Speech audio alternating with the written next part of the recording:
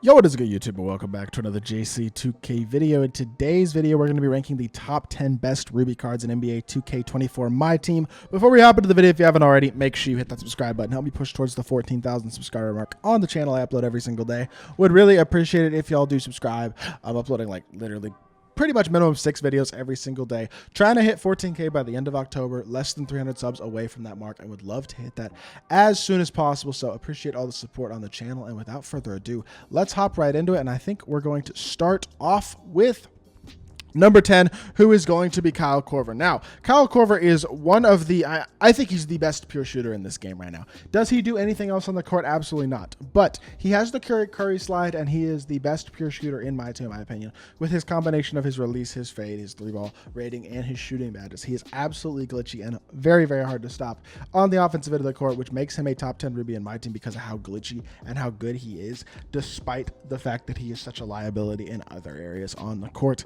At number 9, going to go with Latrell Sprewell. I think Latrell Sprewell is a really solid all-around shooting guard option. Just a card who's got a nice release, pretty decent dribble animations, defends well, can dunk the ball, decent speed, good shooting, defense, interior even, dunking ability. Just a versatile all-around card, all-around good badges and stats as well. Just a really nice card. I like his release. I think Latrell is one of the more well-rounded options at the small forward, or I should say shooting guard position. Not really a small forward, but a shooting guard in my team. I really like the card a lot. So he's at number 9. Boris Diaw at number 8 is another really, really solid Ruby option. He's like a 6'7", 6'8" power forward, 7-foot wingspan, decent speed, can shoot, pretty versatile defender. Got some playmaking ability as well on him. Release is okay. Little dribble style, he kind of moves decently-ish. I mean, he's just overall a pretty good card.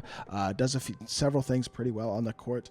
Little dribble style is good for a push cross, and overall it's just he's a nice card. He's a good option as a Ruby at small forward or power forward. Connie Hawkins coming in at number 7. I like this Connie Hawkins card a lot, really, because of the fact that he's got the Kyrie dribble style, which is the best dribble style in the game, and he's one of very few cards in my team with it. 3-ball rating is very low, but his release is smooth, kind of like Giannis. I feel like I can green consistently with him, even with the low 3-ball. He's a great dunker, and he's fast, and he's got good size at small forward to power forward with a great player build. Now, defensively, he's not exceptional, but that's okay. I like his release. I love the fact that his movement is really nice with that Kyrie dribble style. Gold handles for days, badges like that in the playmaking aspect. And overall, I think Connie Hawkins is a really, really good card at number 7 as an elite all-around small forward option, at least among Rubies in my team. Is he a truly elite card? Not quite, but I do think he's very, very good.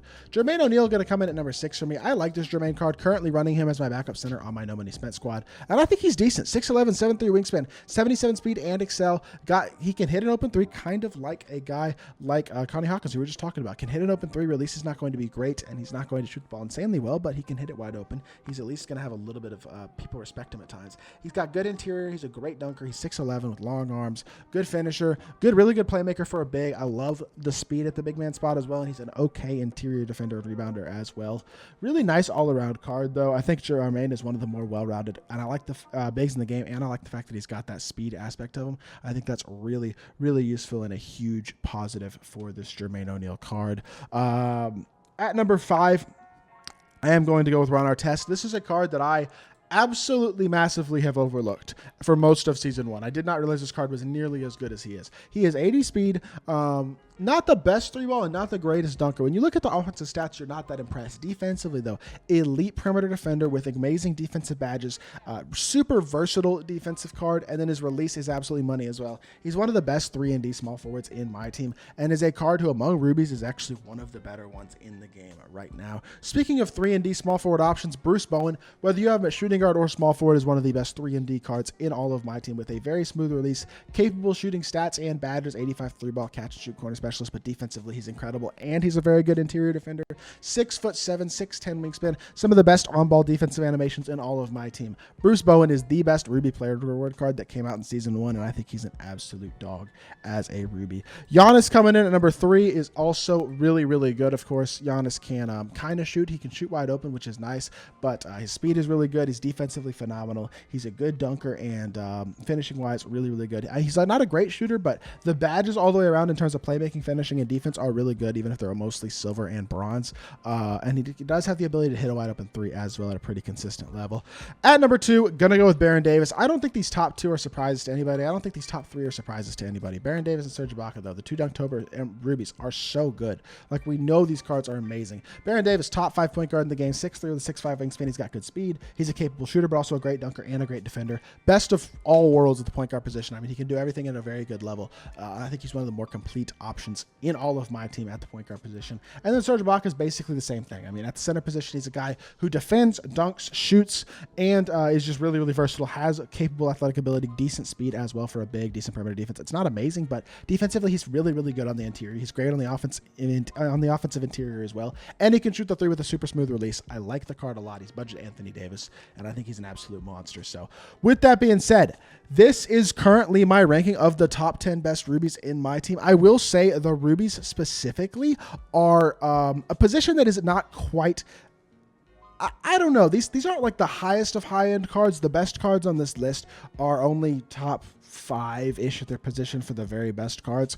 I don't think the Ruby tier is really to the point where it's becoming... It hasn't become obsolete yet, but it's become the position where it's more of a budget tier, more than being the tier of the truly top tier cards. There are a lot of good Ruby cards that I didn't mention on this list. I mean, at every single position, there's good options. Point guards like Jason Kidd and Steve Francis. At shooting guard, you got guys like, I'm trying to think Ruby shooting guards, and I'm drawing a blank, but obviously Corver, Sprewell, Bruce Bowen, Anthony Edwards is another one. Small forward, you got Locks, but then you got super cheap Locks as well. Like, there are a lot of good Rubies, though. I just think this top 10 is the best that I can give y'all right now in terms of an accurate top 10 for Rubies. Hoping to see a couple more really good Rubies, though. Would love another good point guard and a good center for the Rubies, just so you have multiple options at point guard and at center. Like a really great offensive point guard with the Elite 6, kind of like a budget Steph would be incredible. I don't know. I feel like it's not quite where we want it to be with this game, but it's not in a bad place either. So with that being said, I am going to call the video there. Don't want to drone on too long, but I do want to make sure the video gets to 8 minutes because I want to get mid-roll ad revenue, and I realized I knocked through that top 10 really fast. But yeah, like I said, that is going to do it for this video, and I hope y'all did enjoy. If you have any disagreement with this list, anything you would change, or anyone you would like to hear my thoughts on as a Ruby, feel free to leave a comment. And if you did enjoy the video, make sure you hit that like button, leave a comment, and subscribe. I'll be back with more 2K content very, very soon, and I appreciate y'all. Peace.